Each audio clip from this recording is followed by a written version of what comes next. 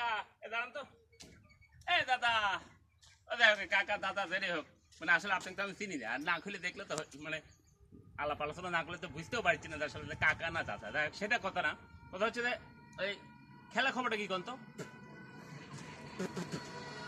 খেলা বুঝিচ্ছেন না?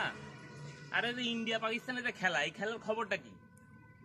ও আপনি তো আমার খুললে না করলে বুঝতে পারবেন না। মানে ইন্ডিয়ার পাকিস্তানের যে যুদ্ধ লাগলো না, এই যুদ্ধের খবরটা কি? মানে যুদ্ধ বলতে আজকে ধরেন যে মানে ওই যে কয়েকদিন আগে মনে করেন যে শুনলাম তো বাড়িতে গেছে তো একদিক সব উল্টা ফেলা দিচ্ছে।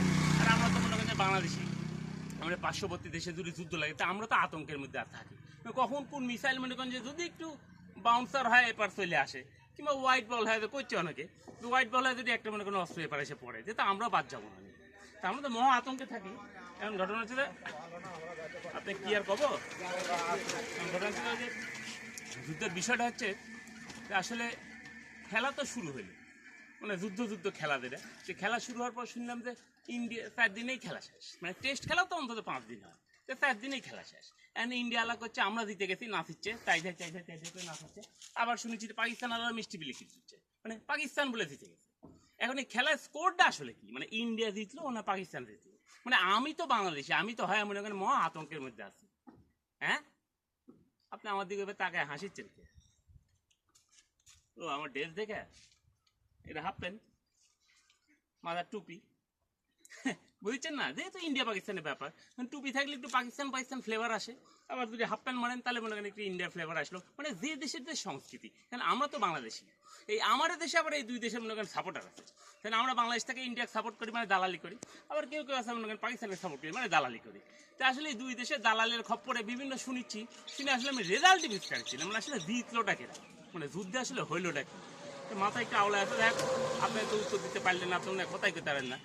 গাড়িগুলোর সাথে দেখি কি অবস্থা। আর এইসব যুদ্ধ মানে তোরা কি অস্ত্র বানাস, অস্ত্রটা বানাস কি, তাই না?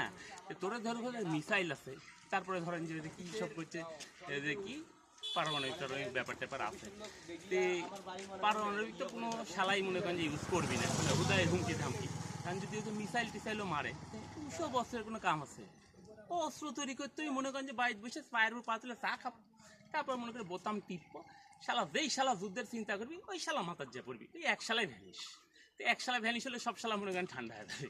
আর এরা কি মারে, একটা অস্ত্র মারে, দেখেন এদিক তাকান একটু দেখেন, এই দেখেন দেখে মনে করেন যুদ্ধে বিধ্বস্ত।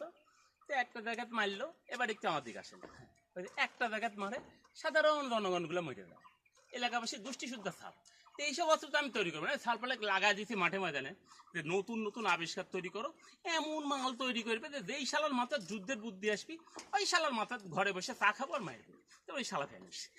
দোয়া করেন যেন অস্ত্রটা খুব সহজেই কাজে লাগাতে পারি, আমরা যেন আগায় যেতে পারি। আর ইন্ডিয়া পাকিস্তানের খবর তাদের দিতেও পারলেন না, আপনার সাথে পেশাল পেলেও লাভ নেই। থাকেন, রোদের মেজার ভালো লাগছে না।